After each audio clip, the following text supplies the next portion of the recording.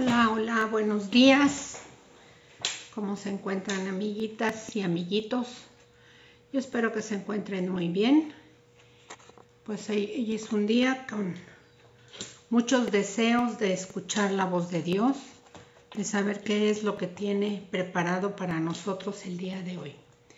Les doy la bienvenida y vamos a iniciar con el estudio de la parábola de Lázaro y el rico. Espero que, como siempre el Señor lo hace, nos siga mostrando todas aquellas cosas que o ya sabemos y hemos olvidado o necesitamos reforzar para nuestra vida. Pues vamos a iniciar. Vamos a ver cómo en esta parábola el Señor nos habla muy claramente sobre el consuelo del cristiano. ¿Y de dónde es que viene nuestro consuelo y nuestro socorro? Pues viene precisamente de Jehová. También el Señor nos va a mostrar en este estudio que la prosperidad no es una prueba de rectitud y que tampoco depende de la situación real que experimentan los justos, estos estén bien o se encuentren mal delante de Dios. Existe una gran controversia de que si esta narración bíblica que vamos a estudiar hoy es una parábola o es una historia de la vida real, ya que el Señor le puso nombre a uno de sus personajes y en todas las demás parábolas que narró nunca pasó esto.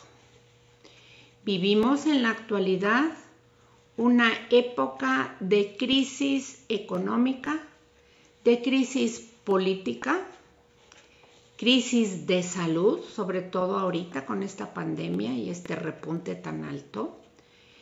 Y en general, en todos aspectos hay caos mundial. Y en medio de todo esto, muchas veces los cristianos se han vuelto a ser tentados a buscar respuestas y consuelo en la política o en otro tipo de corrientes e idolatran a cualquier líder y movimiento. Pero nuestra mirada y confianza siempre deben ver hacia el reino de los cielos, cuyo rey que perdura eternamente es el Señor Jesucristo. Los reinos de este mundo, como sabemos, van y vienen. Esto lo hemos visto a lo largo de la historia. Por ejemplo, el Imperio Romano fue sumamente próspero en su tiempo y la pregunta es, ¿y hoy dónde está Roma? Como ese imperio, como esa potencia. Otro ejemplo, ¿y dónde está hoy la Gran Babilonia? Otro ejemplo es, ¿dónde se encuentra la Gran Grecia con ese gran imperio que fue? ¿O dónde se encuentra Egipto? Pues perecieron como imperios y primeras potencias, ¿verdad? Recordemos que la palabra de Dios dice que nosotros también estamos de paso. Nadie es perpetuo ni permanece por siempre en esta tierra. Y que nuestro pasaporte y ciudadanía y además nuestro consuelo están en el cielo y es eterno. Esa es hoy tú y mi patria. Son celestiales. Esta parábola apunta precisamente en esa dirección, en medio de este peregrinaje tan complicado. Y podemos decir, y bueno, ¿dónde se encuentra esto de que nosotros tenemos un pasaporte en el cielo? Bueno, esto lo podemos encontrar en Filipenses 3:20, por si gustas anotarlo. Y ahí dice precisamente: mas nuestra ciudadanía está en los cielos, de donde esperamos al Salvador, al Señor Jesucristo. También podemos ir a la cita, y te lo dejo de tarea, que vayas a Hebreos 13:14 para que veas que ahí dice claramente lo mismo. ¿Sí? Entonces, continuando con esta idea, a través de nuestro Señor Jesucristo, que nos va narrando estas parábolas, y las hemos ido analizando una a una desde el año pasado, hemos incursionado, por ejemplo, en una donde vemos el regreso a casa de un hijo, como aquel hijo pródigo, ¿verdad? También hemos entrado por la puerta estrecha. Él nos ha llevado para mostrarnos dónde está esa puerta, y un día entramos por ella. Y si no lo hemos hecho, ojalá que estemos a punto de hacerlo. También hemos entendido lo importante de fundar nuestra vida sobre la roca que es Cristo. El Señor nos ha llevado de la mano a mostrarnos qué importante es mantenernos vigilantes, ya vimos esa parábola, y a tener en todo tiempo nuestra lámpara encendida. Nos ha hablado sobre la oración y nos ha enseñado que debemos estar orando con fervor, como aquella viuda que iba ante ese juez injusto, ¿verdad? Y finalmente la ayudó. Y el Señor nos habló claramente sobre lo importante que es mantener ese vínculo con el Señor de la oración. También el Señor nos ha llevado a que seamos buenos samaritanos, parábola que también ya vimos. El Señor nos sigue mostrando muchas pruebas, que hay muchas luchas, tanto naturales como espirituales, contra el enemigo y contra nuestro propio ego, nuestro pecado y el mundo. Y claro que es natural que en ocasiones sintamos cansancio y debilidad. Y de aquí surge una pregunta: ¿dónde estamos poniendo nuestra confianza? Dianita, ¿dónde está puesta tu confianza? Yo creo, porque te conozco, que está en el Señor. Así que recordemos que nosotros en Cristo tenemos un oasis eterno en medio de un gran desierto. Y tengamos por seguro que ese oasis no está seco. Tiene mucha agua, como aquel pozo al que el Señor invitó a la samaritana para ir y tomar agua viva. En 1 Timoteo 6:12, el Señor nos dice que peleemos la buena batalla de la fe y que echemos mano de la vida eterna, a la cual asimismo fuimos llamados, y que nosotros hagamos una buena profesión de fe delante de muchos testigos. Entonces el Señor desea que caminemos, que nos esforcemos hasta llegar a esa meta, porque muchos testigos van a estar viendo nuestro caminar y nuestro testimonio es importante. Entonces, sigamos con los recursos que el Señor nos ha dado, con los dones, con los talentos, pero sobre todo con su poder, con su gracia. Recordemos tener nuestra mirada en el cielo. Así como muchas personas que al morir han entregado su espíritu al Señor, y el primero que lo hizo fue nuestro Señor Jesucristo, Recordemos aquel varón esforzado y valiente Esteban. Momentos antes de morir apedreado, él estaba mirando hacia el cielo y se encomendó al Señor. Así nosotros debemos estar en todo momento con nuestra mirada puesta en Él. En este estudio, como ya dije, veremos el consuelo de nosotros, de los creyentes, como simple y terrible. A ver, ya me hice bolas. Veremos el consuelo del creyente por siempre y la terrible condición en la que vivirán los que no creyeron en el Señor Jesucristo. Consuelo para el creyente y desconsuelo para el incrédulo. Vamos a iniciar leyendo esta parábola. Y esta la encontramos en Lucas 16, 19 y dice así.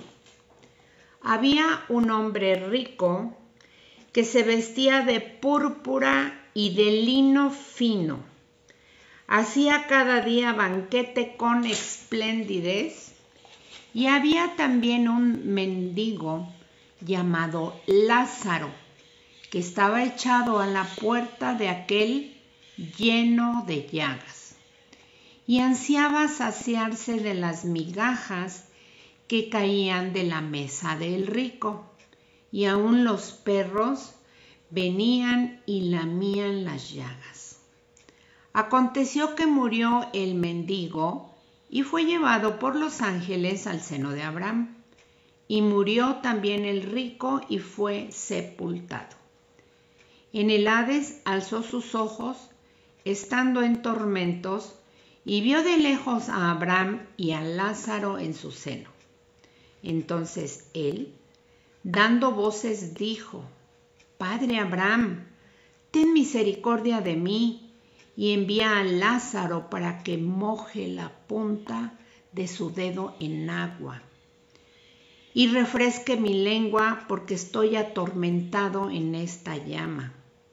Pero Abraham le dijo: Hijo, acuérdate que recibiste tus bienes en tu vida y Lázaro también males, pero ahora éste es consolado aquí y tú atormentado. Además de todo esto, una gran cima está puesta entre nosotros y ustedes, de manera que los que quieren pasar de aquí a nosotros no pueden, ni de allá pasar para acá. Entonces le dijo: Te ruego pues, Padre, que le envíes a la casa de mi padre, porque tengo 5 hermanos, para que les testifique, a fin de que no vengan ellos también a este lugar de tormento.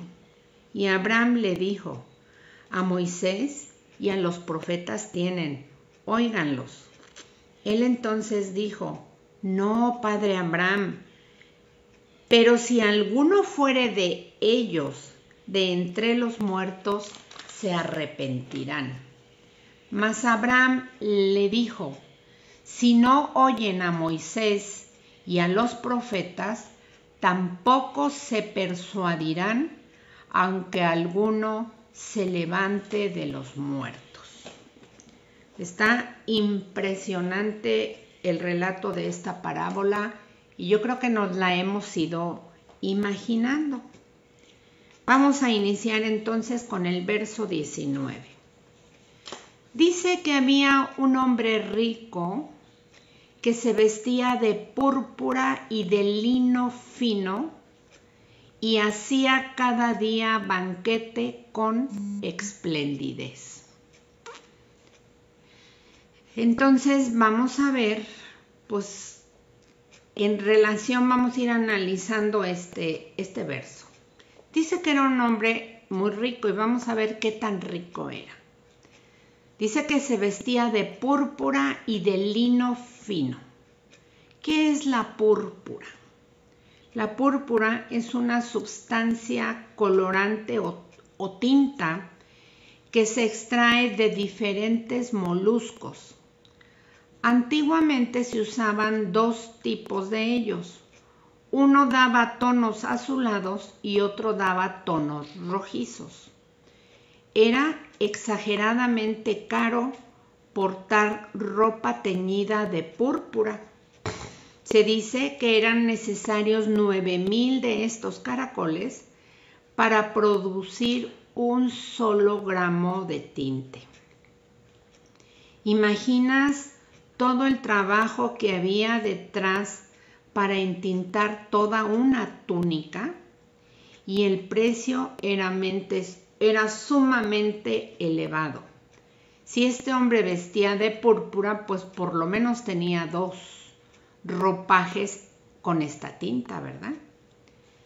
Imagínense, casi como trajes de marca súper cara.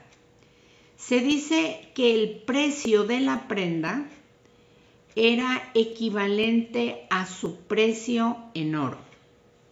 Lo llamaban púrpura de Tiro o púrpura imperial. Se usó mucho, por ejemplo, estas tintas en las cortinas del tabernáculo. También lo usaban en las vestiduras de los sumos sacerdotes, de reyes, de magistrados, emperadores y gente muy, muy rica. Cuando el Señor Jesús fue azotado, llevaba un manto de púrpura. Él era el más digno de vestirse así, porque era una muestra de que Él es el Rey de Reyes y el Señor de los Señores, aunque todavía no se le reconocía en la tierra como tal. Algunos sí, pero no todos. Este hombre Lázaro, no solo era muy rico, sino que vivía de forma muy opulenta. Él era un hombre autoindulgente, se apapachaba mucho, se consentía mucho. No había nada que él no se diera la oportunidad de tenerlo. Y obviamente tenía todo tipo de comodidades, pues era muy rico. Él era un despilfarrador y también era insensato, sumamente insensato. Era espléndido con los suyos, pero no con los pobres. Tenía muchas riquezas, pero no conocía a Dios. Además, vestía de lino fino, dice aquí este versículo, que también era la tela que usaban los sacerdotes, levitas y reyes, y esta tela era muy cara. Se extraía este material de los tallos de lino del Nilo en Egipto. Era también sumamente costosa esta tela. Por mencionar algo, recordemos que cuando el faraón quiso exaltar a José como su segundo a cargo, lo vistió con ropas de lino. ¿Esto dónde lo podemos ver? Pues en Génesis 41, 42. Dice así: y Faraón se quitó el anillo de sellar de su mano, que eso era como su firma, se la dio, y puso un collar, le puso en la mano el anillo y lo vistió con vestiduras de lino fino y puso un collar de oro en su cuello. También en el libro de Daniel vemos en una visión que él tuvo cómo le está viendo, creemos que al ángel de Jehová, que es el Señor Jesús, como él está vestido también de lino fino.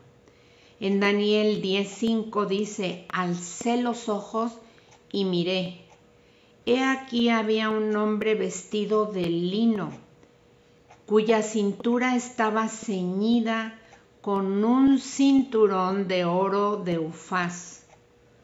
Como podemos ver, los ropajes del Señor Jesucristo eran precisamente estos.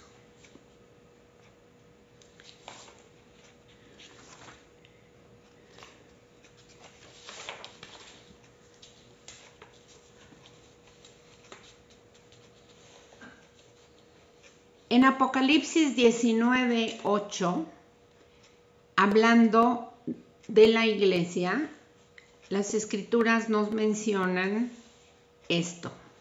Dice, y a ella le fue concedido vestirse de lino fino, limpio y resplandeciente, porque las acciones justas de los santos son el lino fino.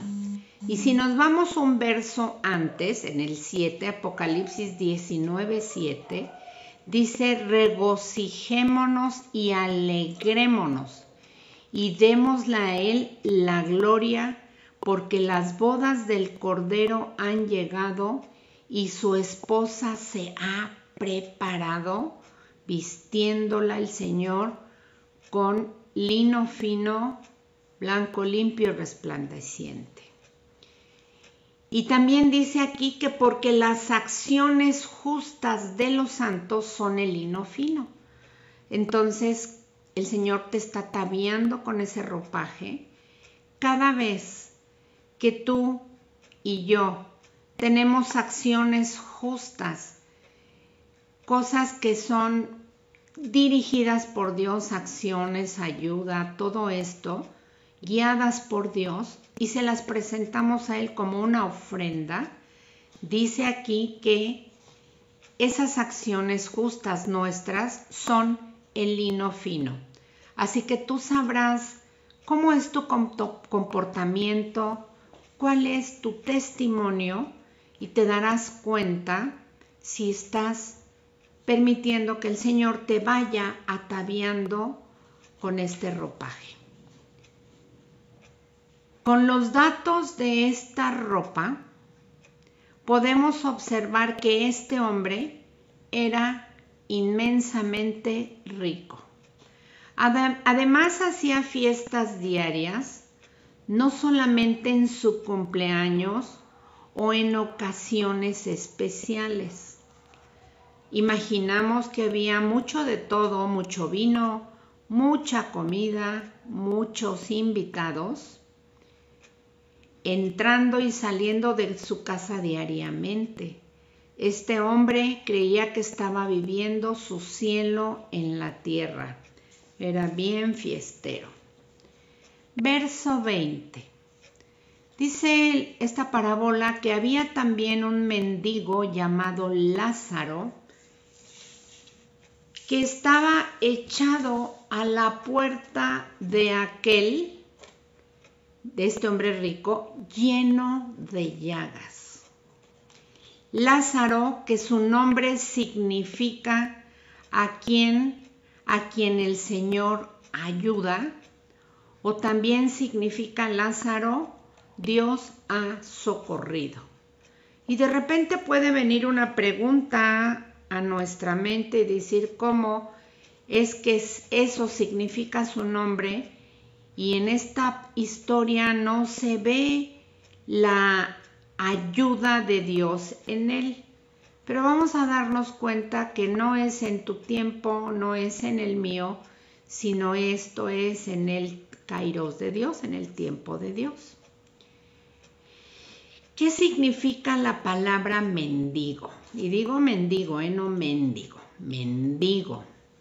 Bueno, en el griego la palabra es tojos, que significa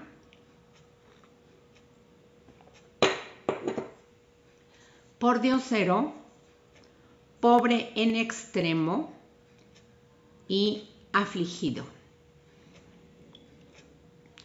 Pero una aflicción tan intensa como puede ser que tengas varios días sin comer, ese tipo de aflicción, o con mucho dolor moral o físico. Aquí así es como se describe el pordiosero o mendigo. Este hombre se encontraba en una absoluta miseria. Aquí el Señor nos está mostrando un gran contraste entre dos personas. Fijémonos en un detalle. El rico no tiene nombre, mientras que el pobre sí. Esto es algo único, como lo dijimos al principio en las parábolas del Señor Jesús. Por ejemplo, en otras parábolas, ya vimos la del fariseo y el publicano, pues en ningún momento el Señor refiere sus nombres. Lo mismo con los tres personajes del hijo pródigo, el papá y los dos hijos, no se mencionan nombres. Lo mismo sucede, por ejemplo, en la parábola del buen samaritano. Ninguno de los personajes, son 5, el levita, el sacerdote, al que agredieron, el samaritano y el de la posada, no dan nombres de ninguno de los 5 personajes que ahí aparecen. Tampoco da el nombre de aquel hombre que encontró el tesoro escondido. Tampoco hay nombre de aquellos 2 que fincaron sobre la arena y el otro sobre la roca. Esta es una de las razones por la cual algunos eruditos, como ya mencioné, de las Escrituras, opinan que esta no era una parábola como las otras, sino una historia real. Versículo 21. Dice, y ansiaba saciarse de las migas que caían de la mesa del rico, y aún los perros la lamían. Le lamían las llagas.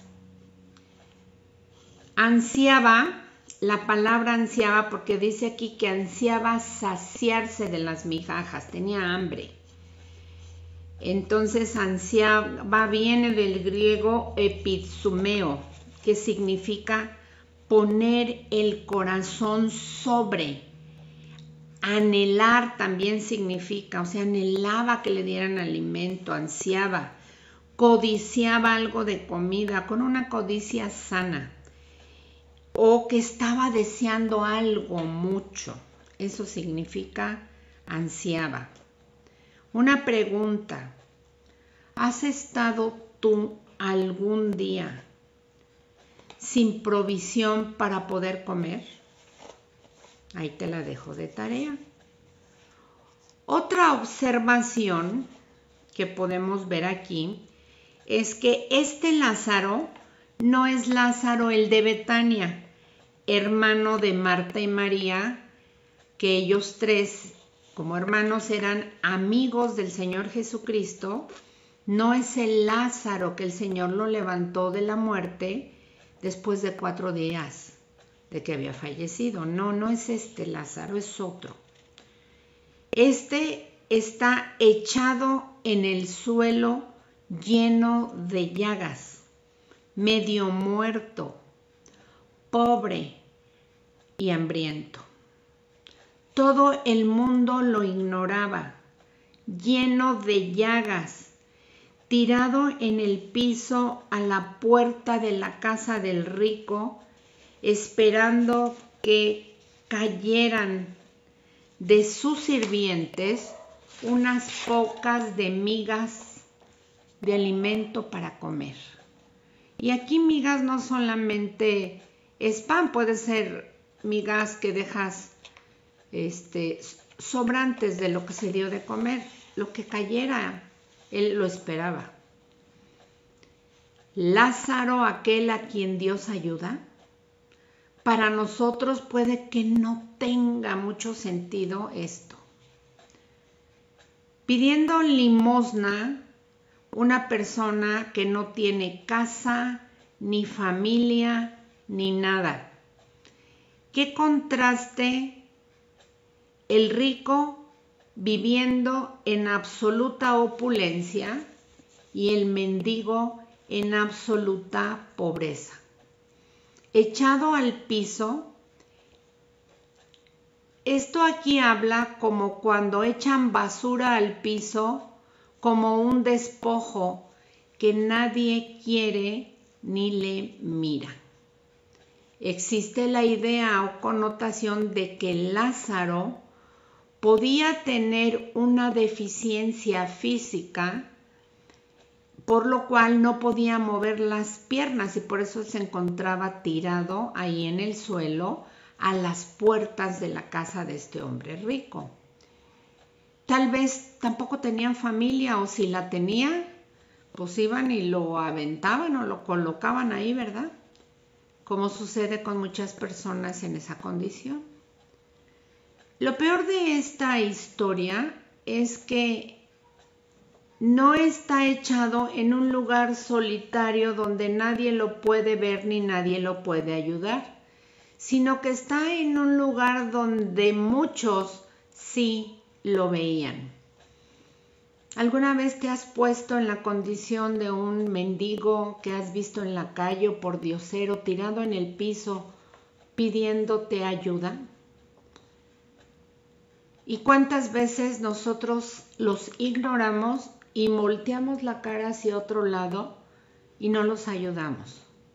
Y puedes decir, bueno, es que son tantos que no puedes ayudar a todos. Sí, es verdad, pero qué importante es ser movidas por el Señor y que Él nos muestre a qué personas debemos ayudar.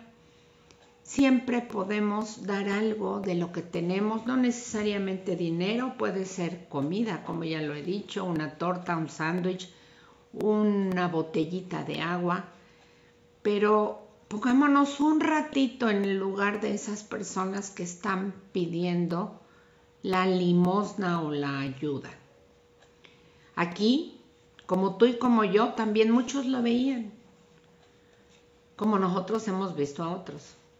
A la puerta de este rico, donde todo el que entraba y salía, incluyendo a cocineros, a sirvientes o a familiares invitados a esa fiesta, a esa comida, pues todos los que entraban y salían lo podían ver porque estaba exactamente a la puerta. Obviamente, imagínate la condición de Lázaro, él por ahí pasaban, olía los alimentos, se le antojaba seguramente todo, y este hombre rico no tuvo misericordia para con él, ni aun las migas que caían de la mesa le daba. Podía él haber dicho denle, llévenle o algo así, pero dice aquí que no. En aquella época, como el día de hoy, existen ciertos lugares, ciertas culturas, donde se acostumbra a comer con las manos, ¿sí? Pues en esta historia se dice que la costumbre era que si se manchaban las manos, usaban un trozo de pan, guardaban un trozo de pan que les quedara en la mesa para limpiarse y después tirarlo al suelo. O sea, no era solo aquel hombre despilfarraba la comida porque agarraban el pedazo de pan y en vez de servilleta o un paño se limpiaban manos y boca, como servilleta lo tiraban al piso. ¿Cuántas veces tú has tirado comida y no has pensado que lo que tiras otro lo está deseando? Estas eran las migas o migajas que Lázaro deseaba comer y también los perros comían eso, comían desperdicio de lo que quedaba de la comida. Pero a Lázaro no se lo daban, yo no sé si afuera la recolectaban o qué pasaba, la cuestión es que no tenía ni siquiera esos sobrantes. Al mismo tiempo, estos perros que estaban ahí con hambre, dice que le lamían las llagas a este hombre que estaba enfermo. Seguramente estas llagas no eran cualquier sarnita, cualquier cosa. Era muy peligroso en aquel tiempo cualquier enfermedad, puesto que no habían las medidas sanitarias de hoy, ni los medicamentos, todo antibiótico, como las tenemos el día de hoy. Una calentura o una alta de temperatura era sumamente peligrosa porque la gente podía morir. Recordemos que la suegra de Pedro enfermó de temperatura precisamente, y Pedro, que quería mucho a su suegra, él sí la quería, pues le pidió al Señor Jesús que orara por ella y fue sanada. O sea, no es nada más, ay, tiene una calenturita y ya, no, era sumamente peligroso. Este hombre aquí dice que tenía llagas, pero muchas veces estas llagas eran el inicio de una enfermedad más grave, como una lepra. Así que estaba en peligro este hombre de que incluso, como estos perros eran salvajes, no eran domesticados como el día de hoy, eran perros de la calle que buscaban comida, eran muchos de ellos medio salvajes o muy salvajes. De pronto Lázaro, tirado en el piso, sin poderse mover, estaba a expensas de que se lo comieran al lamerle las llagas. De hecho, el mayor insulto a un judío, y yo creo que en la actualidad también, pero en aquel tiempo era muy marcado, el mayor insulto a un judío era que le dijeran perro. Y bueno, pensándolo bien, pues también si alguien se acerca y te dice a ti perro o perra, no es un halago, es un gran insulto que molesta. Pues así les llamaban a los judíos, y este hombre estaba rodeado de perros salvajes y hambrientos. Hay una historia en Segunda de Reyes 9, por si deseas anotarla. Segunda de Reyes 9, 30 al 37, que habla de la reina Jezabel, aquella mujer esposa del rey Acab, que era tremendamente mala y perversa. Es esta mujer la que mandó matar a un hombre que no le vendió a su esposo sus viñas, su herencia, sus tierras. Esta mujer también es aquella que mandó matar a todos los profetas de Dios, de aquellas escuelas que había en todo Israel de profetas, y ella es la que en el Monte Carmelo envió a esos 850 profetas de Baal para combatir a Elías, y Elías salió victorioso. Pues esta misma mujer perversa mandó matar a Elías después de esa victoria. Esa historia seguramente ya la conoces.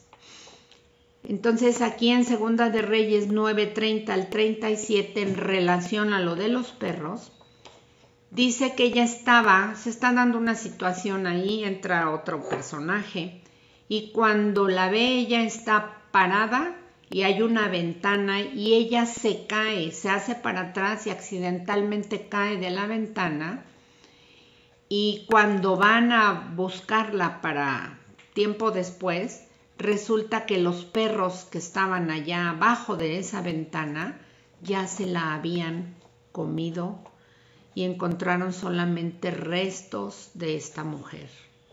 Es una historia bien tremenda, pero ese es un ejemplo de que sí existían esos perros salvajes como lo siguen existiendo el día de hoy.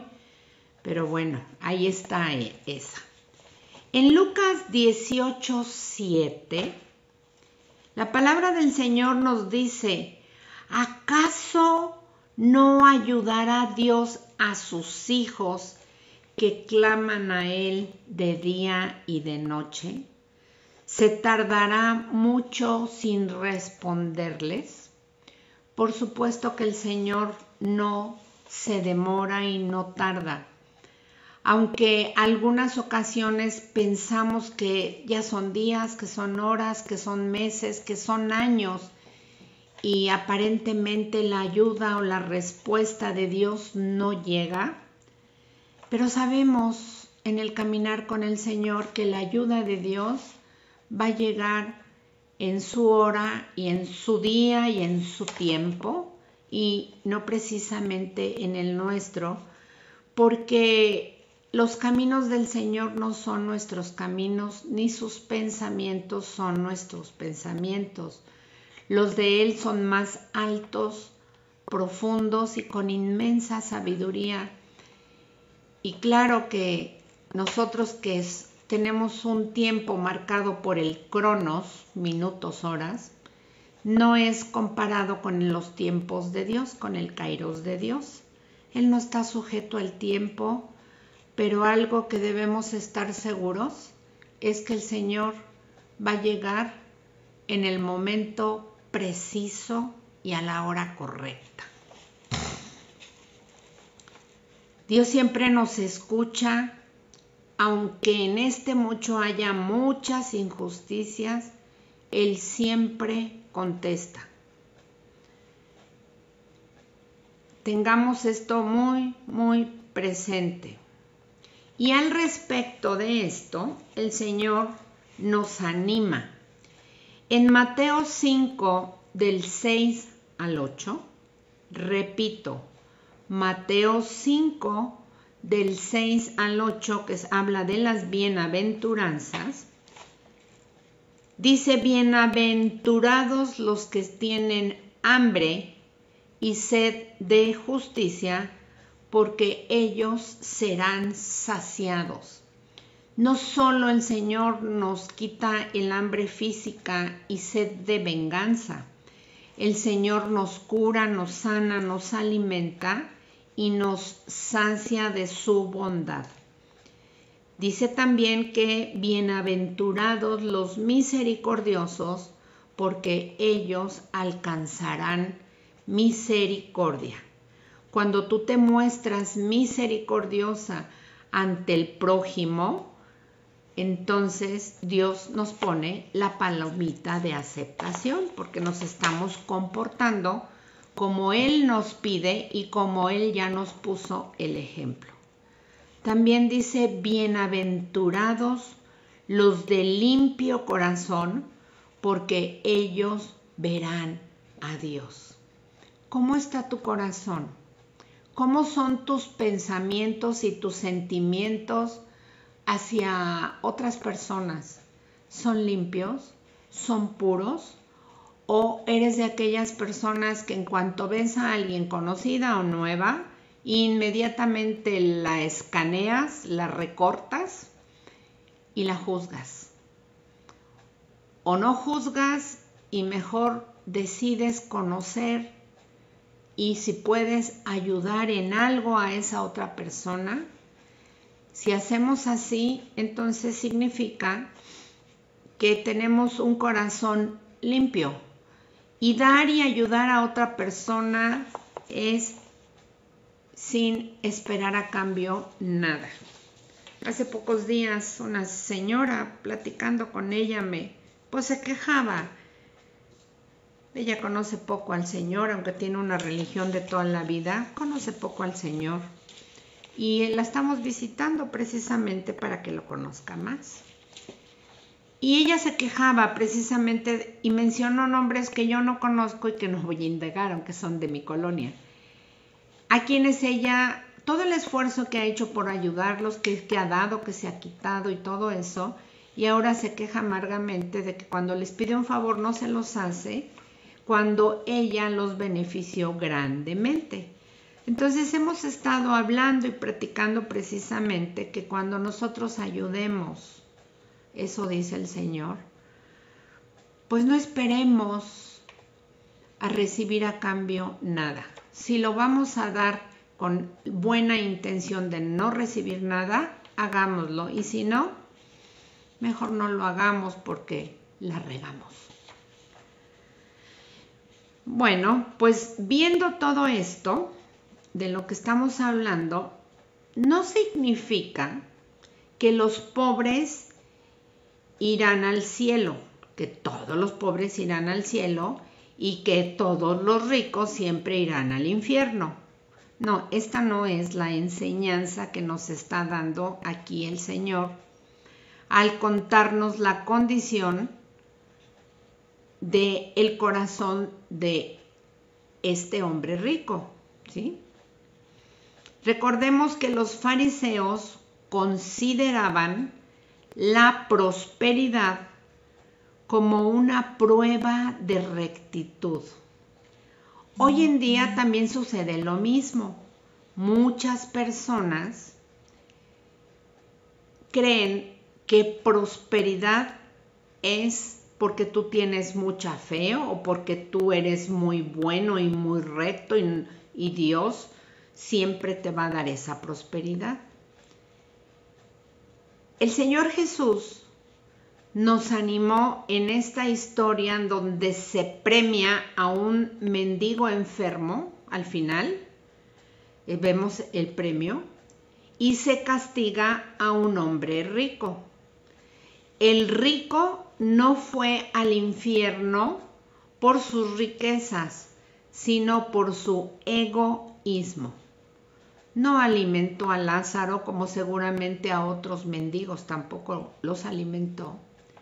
No le permitió entrar en su casa ni cuidó de él a pesar de las muchas bendiciones que él en ese momento tenía. Él era un hombre duro de corazón. Algo importante que observar es que la cantidad de dinero que tenemos no es lo más importante en la vida, sino la manera de cómo la usamos y en quién la usamos. Los ricos, muchos ricos, pueden ser muy generosos y también pueden ser muy avaros. Pues lo mismo sucede con la gente pobre. Hay gente pobre muy que ayuda, muy generosa, y hay gente pobre que no ayuda a nadie. La pregunta para ti hoy es, ¿cuál es tu actitud frente a tus posiciones? ¿Eres generoso o generosa o eres avaro? Entonces ya vimos que no todos los pobres por el hecho de ser pobres van al cielo. Así que concluyendo, van ricos y pobres al cielo. Al infierno, de acuerdo a su relación, al cielo o al infierno, van de acuerdo a la relación que tuvieron en esta vida con el Señor Jesucristo. El creyente maduro que permanece en Él y camina a la manera de Dios, va al cielo. Ese es el premio, esa es la promesa de Dios. Pero el que no cree en Él, su destino no es el cielo. Por supuesto que esto no es lo que enseña el Evangelio de la prosperidad. Pero este evangelio es totalmente antibíblico. Y este evangelio te habla de prosperidad en todo tiempo, de que nunca hay problemas, de que si tú vienes a su iglesia, no tanto a Cristo, a su lugar a congregarse y empiezas a dar dinero, así como tú siembras, así Dios como que si tuviera la obligación, que si tú das 2 pesos, Él te premia con 100. Si tú das 1 peso, te da 100. Y así, ¿no? Como que es como si fuera un negocio de multiniveles que donde aportas más ganancia tienes. Y que hagas lo que hagas, no importa, al fin eres su hijo, que tal vez no seas ni nacido de nuevo, pero que Dios siempre te va a prosperar, pues porque Él es el dueño del oro y la plata, y que Él prometió prosperarnos en todo tiempo.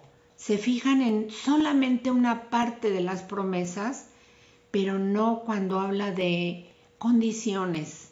Las promesas son condicionadas. Y el Señor nunca habló de tal prosperidad en el sentido económico. Incluso hemos visto cómo nos advierte que muchas veces el dinero es tropiezo para relacionarnos con Dios y llegar a su presencia un día. Entonces, el evangelio de la prosperidad es totalmente antibíblico. Este hombre era muy próspero y no tenía una relación con Dios. Así que no siempre la prosperidad que tienes viene de Dios. Y si no viene de Dios, viene del enemigo de Dios. ¿Y quién es? Satanás mismo. Así que tengamos cuidado y veamos cuál es la fuente del fruto de ese dinero y si es Dios realmente quien te está prosperando o no. Verso 22. Y aquí es donde vamos a terminar el día de hoy. Solamente lo voy a mencionar y con el favor de nuestro Padre Celestial le daremos fin la próxima semana. Verso 22 dice: aconteció que murió el mendigo y fue llevado por los ángeles al seno de Abraham. Y murió también el rico y fue sepultado. La próxima semana continuaremos, como ya dije, con este tema, que el Señor nos ayuda a entender qué era el seno de Abraham y todo lo que involucra este pasaje, este versículo. Me despido de ustedes, chicas, les agradezco y espero que este estudio haya sido de edificación. Les envío un cariñoso y caluroso abrazo. Hasta la próxima semana. Bendiciones. Bye.